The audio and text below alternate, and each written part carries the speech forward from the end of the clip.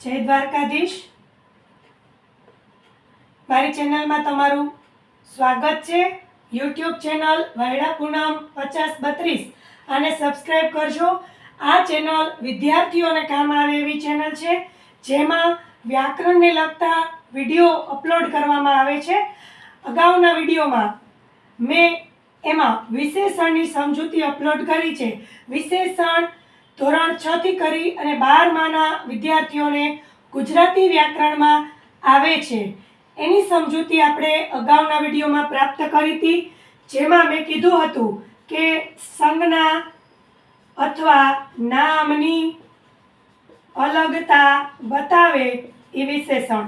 સંજ્ઞા અથવા નામની અલગતા બતાવે એ વિશેષણ, જેમાં આપણે નામ એટલે કે બાળક, એની વિશેષતા એટલે કે નાનું બાળક, આવો એક એક્ઝામ્પલ લીધું હતું. ત્યાર પછી મોર, તો રંગબેરંગી, કળા કરે, રાષ્ટ્રીય પક્ષી, તો મોરની આગળ દરેક વિશેષતાઓ આ લાગી શકે.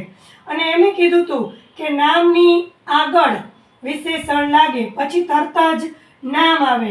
આ બધી સમજૂતી અગાઉના વિડીયોમાં મૂકેલી છે. હવે આજે એના પ્રકારો વિશે વાત કરશું. સ્વરૂપના આધારે અને અર્થના આધારે. સ્વરૂપના આધારે વિકારી અને અવિકારી. હવે આ વિકારી અને અવિકારી એટલે શું? વિકારી એટલે એવા શબ્દો જે લિંગ, વચન અને કાળ પ્રમાણે બદલાય છે. લિંગ, વચન અને કાળ પ્રમાણે બદલી જાય છે. આને કહેશું વિકારી. લિંગ, વચન, કાળ પ્રમાણે વપરાય છે. લિંગ 3 છે: સ્ત્રીલિંગ, પુલ્લિંગ, નપુંસકલિંગ. વચન 3 છે: હિન્દીમાં અને ગુજરાતીમાં અને ઇંગ્લિશમાં 2 વચન, જ્યારે સંસ્કૃતમાં 3 વચન છે. ઇંગ્લિશ, હિન્દી અને ગુજરાતી એકવચન અને બહુવચન, સંસ્કૃતમાં એકવચન, દ્વિવચન અને બહુવચન. તો આમાં જે બદલાય એવા શબ્દો એટલે વિકારી શબ્દો. બદલાય એટલે એનું ઉદાહરણ આપું. કાળો કૂતરો. આ કાળો છે એ વિશેષણ છે. હવે કૂતરો છે એ કેવો છે? તો કે પુલ્લિંગ છે. પછી કાળી કૂતરી. તો કૂતરીની આગળ કાળો કૂતરી ન લાગે, કારણ કે એ સ્ત્રીલિંગ છે. તો કાળાની જગ્યાએ શું થશે? કાળી. બરોબર છે. આવી જ રીતે બદલાય એને વિકારી કહેશું. હવે અવિકારી એટલે શું? તો ન બદલાય. આટલું જ યાદ રાખવાનું. કેમાં ન બદલાય? લિંગ, વચન અને કાળમાં. બધામાં એક જ સરખા રહે એ વિકારી.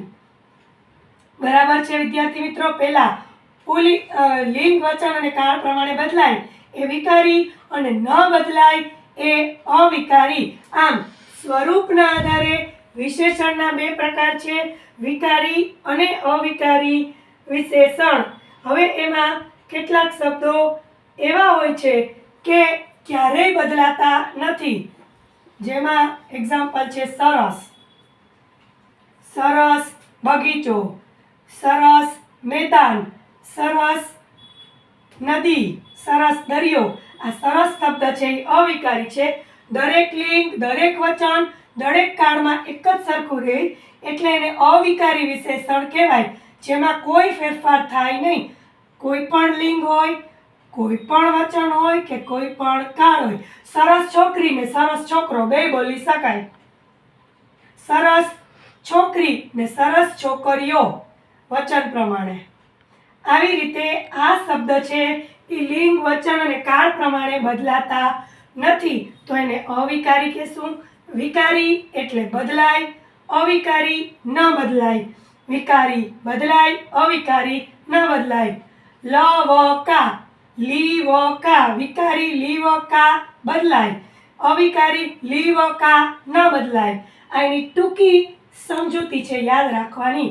વિકારી લી વ કા બદલાય, અવિકારી લી વ કા ન બદલાય. સમજાશે? તો આ સ્વરૂપને આધારે 2 પ્રકાર છે: વિકારી અને અવિકારી વિશેષણ સંજ્ઞા કે નામની અલગતા દર્શાવે છે એને વિશેષણ તરીકે ઓળખશું. વ્યક્તિ વસ્તુ કે પદાર્થમાં કંઈક ને કંઈક વિશેષતા હોય છે. સ્વરૂપના આધારે વિકારી અને અવિકારી એવા 2 પ્રકાર છે.